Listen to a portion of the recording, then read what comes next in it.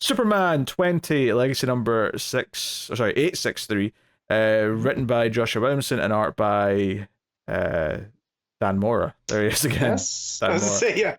Yes, I second guessed myself because I'm like, it can't be. Oh no, it is. It's just him again. So yeah, Smart Doomsday, the time trapper from the future, has a little chat with Superman and makes it clear that Doomsday, classic Doomsday, is going to cause a lot of problems, but Superman will win and survive because he always does. And that Doomsday from the future, time trapper, basically, the last time he was killed, he was killed by the Justice Leagues of Infinite Worlds or whatever he said. The Legion of Infinite Worlds. Which I was like, yo, upon Google search, that's not a thing yet. The only thing that came up was Legion of Three Worlds, right? Which was a John's story. I mean, it's not hard to imagine what that means, though. You can kind of extrapolate. But knowing Williamson, I thought, oh, he's pulling from somewhere, right? Yeah. No, this is a thing that I'm sure we'll build to. We'll see by the end of this arc, right? I mean, I don't know if I trust them to actually satisfyingly pay it off, but I mean, we'll see. I didn't say that. I said we'll see them, right? I feel like the way that it's in bold red, it was like, pay attention to this. Okay, let me ask you this. Yes. Time Trapper here, old Doomsday. He says at one point, I'm earlier than I was expecting to be. You still have both eyes. Do you think that Clark is actually going to lose an eye? No. No, neither do I. No, because he said about Zod coming back, and that just feels like in a time travel story when someone says something that they shouldn't have, right? Well, I do think though he might be teasing like his next arc or maybe a future arc where Zod does show up and there's going to be a story about it. But we didn't finish that Super Sons story that started with, but Zod was up to things, right? Or well, not the Super Sons, that was the Sinister Sons, but that Zod book, he was up to something. So it wouldn't surprise me if we have some payoff to that. So I mean, yeah, basically it's this big warning. He says, hey, eventually me and you're going to have to work together. Basically, old Doomsday wants Superman to kill him one more time. He wants that because he thinks the next time he evolves, he's going to just basically become a god because he's evolved every time. Strike me down and I'll become more powerful than you can imagine. Yeah, and he's like, yeah, I'll rule over everything, and that'll be good for everyone. That'll be that's what's best. You just said you came from pain and suffering, and that's all you know. Yeah, you want me to make you a god? Hard pass. Yeah, that does feel like a little bit like a bad idea. While this is all happening, though, Lois is beating the shit out of Doomsday. Not that it's one-sided. I mean, they're going blow for blow, but with the Hellfire Doomsday, right? The one that came up from hell. Yeah, it's some what did they call them? Doomhounds. I was going to call them demon dogs, but yeah, there's some Doomhounds come up with them and get a bit bitey. You even see, amnesiac Lex running around saving a kid at one point. It's it's mostly action here in the middle of the issue, with the two supers fighting Doomsday.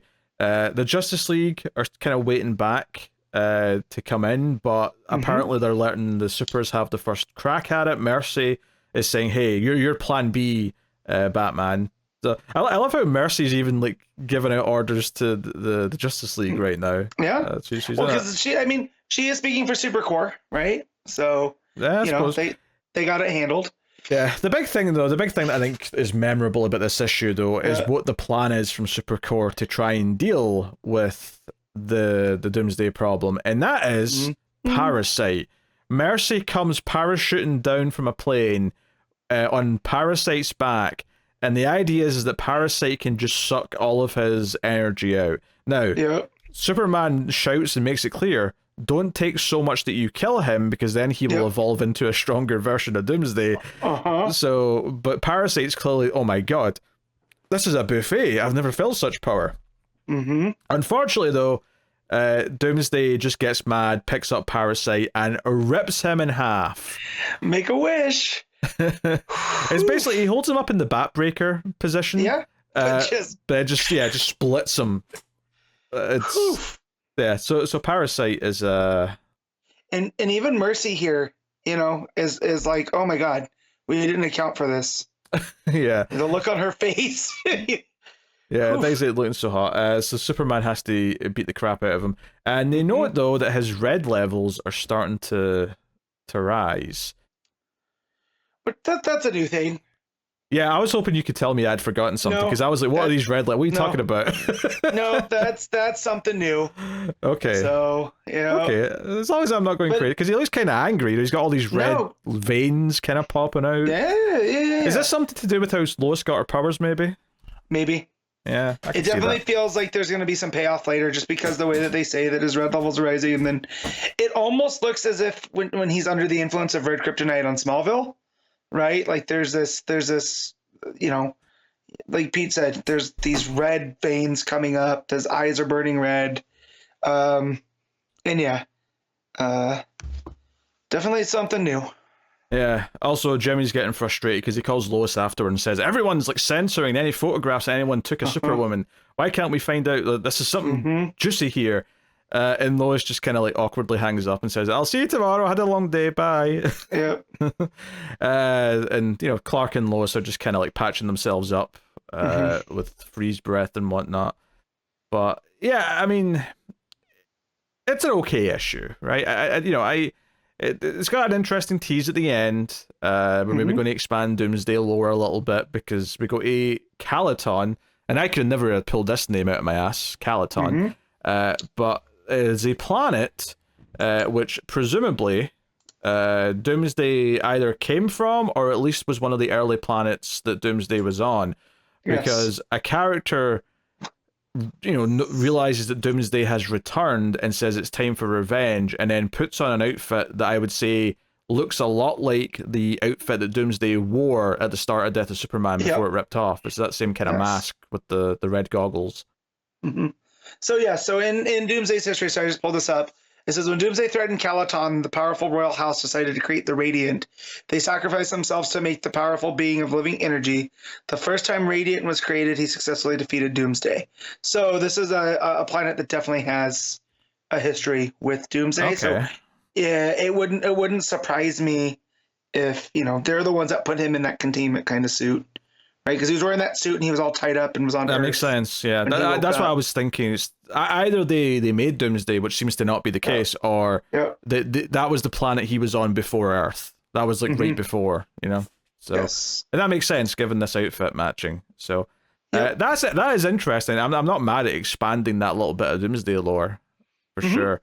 But I mean, there's kind of an implication here because the way the Lois and Clark scene ends, where Clark's like, "Hey, he said there's more horrors to come, and what could be scarier than Doomsday?" And then we go to this character on Calaton, and I'm like, "Oh, like are they somehow going to be worse or bad? Like maybe not in a monstrous kind of way, but maybe in like a just pure evil kind of way." Almost like more of a lawful evil kind of way, right? Where they, because it's yes, lawful. It took me a second to process that you said lawful. I thought you said waffle evil. Waffle evil? What do you mean, Matt? What do you mean? Waffle evil is when you eat them with no butter and syrup. All right. Drench them things. But because they call Doomsday the Ultimates, as the Ultimates returned, we have waited long enough. It's time for our revenge, no matter the cost. Right? So they have a mission that no matter what it's going to take. However, if they just kill Doomsday, it's going to come back stronger. Yes. Right? So Doomsday is a prime example of what the Phantom Zone really is probably should be used for. Yep.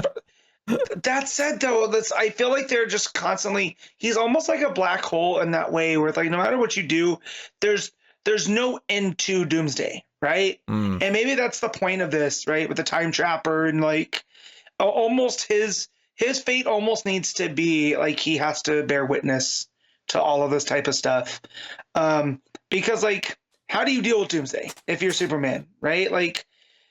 There's no way to defeat him because if you do defeat him, right, he's just going to come back in another form, So, do you like here they take him away and pump him full of Black Mercy type stuff to keep him calm, but that's only going to go so far. So yeah, we never even mentioned that. Yeah, that's how they sort of like to keep him down once Superman puts him down. So, but yeah, so this is definitely I'm more hooked by this ending than I have been in a while. But like you said, do we trust a satisfying payoff? Out of I don't know. Like at this point. the first conversation with Time Trapper Doomsday was fine. It felt a little bit like a bunch of teases that weren't necessarily interesting in and of themselves, because it was just kind of like, oh, there'll be a fight with Zod, you'll lose an eye, and there'll be this, there'll be that, the Legion of Three or Unlimited Infinite Earths, Infinite Worlds, that's what it was, right? It's like, okay, this is all fine stuff they draw, but it's all just whatever. I think trying to build upon like where Doomsday was right before he came to Earth is at least a little bit more interesting to me. Yeah. And then the action in the middle's fine. I mean, the Parasite bit was the highlight, I think, was just because it was like, oh, this is an interesting tactic, and then to see it fail and Parasite seemingly die. I'm sure it'll be back, but like...